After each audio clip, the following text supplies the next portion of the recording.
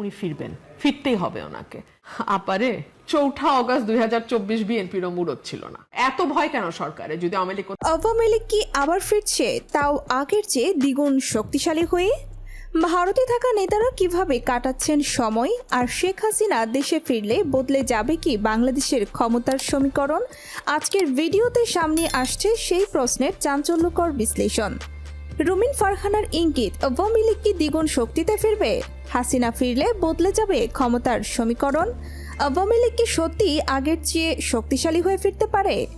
ভারতে থাকা নেতাদের ভবিষ্যৎ কি, আর শেখ হাসিনা দেশে ফিরলে বর্তমান সরকারের জন্য কি ধরনের রাজনৈতিক চাপ তৈরি হতে পারে? রুমিন ফারহানার বক্তব্য, শেখ হাসিনার দেশে ফেরার ঘোষণা এবং বদলে যাওয়া রাজনৈতিক বাস্তবতা সব মিলিয়ে আলোচনায় আওয়ামী লীগের ভবিষ্যৎ। তবে আওয়ামী লীগ দ্বিগুণ শক্তিশালী হয়ে ফিরবে এটি নিশ্চিত ভবিষ্যৎবাণী নয়, রাজনৈতিক বক্তব্য ও বিশ্লেষণের অংশ। 2024 সালের আগস্টে ক্ষমতাচ্যুত হওয়ার পর আওয়ামী লীগের রাজনৈতিক কর্মকাণ্ড নিষিদ্ধ করা হয় এবং 2026 সালের জাতীয় নির্বাচনে দলটি অংশ নিতে পারেনি। ফেব্রুয়ারির নির্বাচনে বিএনপির বড় জয় পেয়ে সরকার গঠন করেছে। সংসদের বাইরে থাকা আওয়ামী লীগের সামনে এখন সংগঠন ও নির্বাচনী রাজনীতিতে জায়গা তৈরির বড় প্রশ্ন। তবে দলটির পুরনো ভোট ভিত্তি পুরোপুরি শেষ এমন প্রমাণ নেই। 2026 সালের নির্বাচনে টিআরবি বলেছিল আওয়ামী লীগের কিছু নেতা কর্মী ও সমর্থক ভোট দিয়েছিলেন, কিন্তু ভোট ভিত্তি থাকা আর নির্বাচনে ফিরে আসা এক বিষয় নয়। নিষেধাজ্ঞা, নেতৃত্ব, মামলা, জনমত এবং 2024 সালের ঘটনার আইনি প্রভাব ভবিষ্যৎ পথ নির্ধারণ করবে। এবার ভারতে থাকা আওয়ামী লীগ নেতাদের প্রসঙ্গ। বিভিন্ন প্রতিবেদনে সংখ্যার নানা দাবি দেখা যায়। কোথাও 70 জনের কথা বলা হচ্ছে, কিন্তু নির্ভরযোগ্য সরকারি বা স্বাধীন তালিকা ছাড়া এই সংখ্যা নিশ্চিতভাবে বলা ঠিক হবে না। তাই ভারতে আওয়ামী লীগের 70 নেতা এটিকে নিশ্চিত তথ্য নয়, আলোচনায় থাকা দাবি হিসাবে দেখা উচিত। তাদের অবস্থাও এক নয়। কেউ নিরাপত্তায় আছেন, কেউ দেশে ফেরার পথ খুঁজছেন। দীর্ঘদিন বিদেশে থাকায় আইনি অনিশ্চয়তা ও নেতৃত্বের বড় প্রশ্ন। এর মধ্যেই শেখ হাসিনা ভারতে বক্তব্য দিয়ে ডিসেম্বরের দিকে বাংলাদেশে ফেরার ইচ্ছা প্রকাশ করেছেন। রয়টার্সকে দেওয়া সাক্ষাৎকারে তিনি বলেছেন, তিনি ও আওয়ামী লীগের জ্যেষ্ঠ নেতারা দেশে ফিরে আদালতে আত্মসমর্পণের পরিকল্পনা করছেন। তিনি গ্রেফতার বা আরও কঠিন পরিণতির আশঙ্কার কথাও বলেছেন।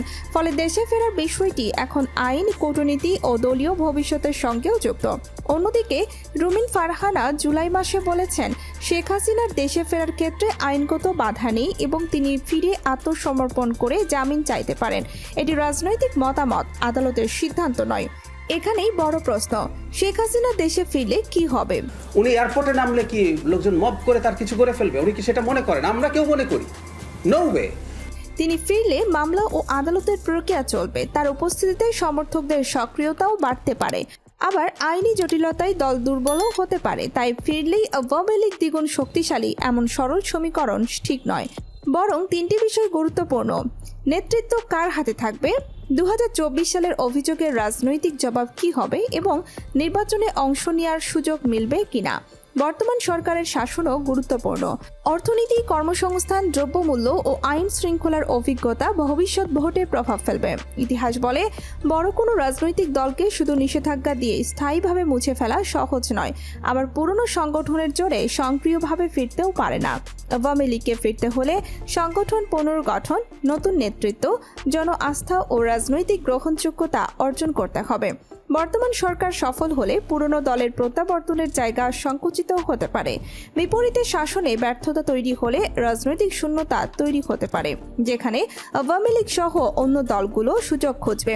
তাই ক্ষমতার সমীকরণ স্থির নয়।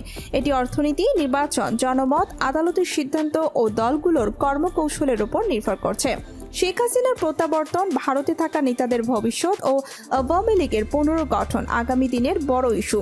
আপনার কি মনে হয়, আওয়ামী লীগ কি নতুন নেতৃত্বে শক্তিশালী হয়ে ফিরবে, নাকি রাজনৈতিক জায়গা বদলে গেছে? মতামত জানান। ভিডিওটি ভালো লাগলে লাইক করুন, কমেন্টে আপনার প্রতিক্রিয়া লিখুন এবং চ্যানেলটি সাবস্ক্রাইব করুন। সর্বশেষ রাজনৈতিক আপডেট, গুরুত্বপূর্ণ স্কিপ নিউজ এবং সরাসরি ভিডিও আপডেট পেতে আমাদের সাথেই থাকুন।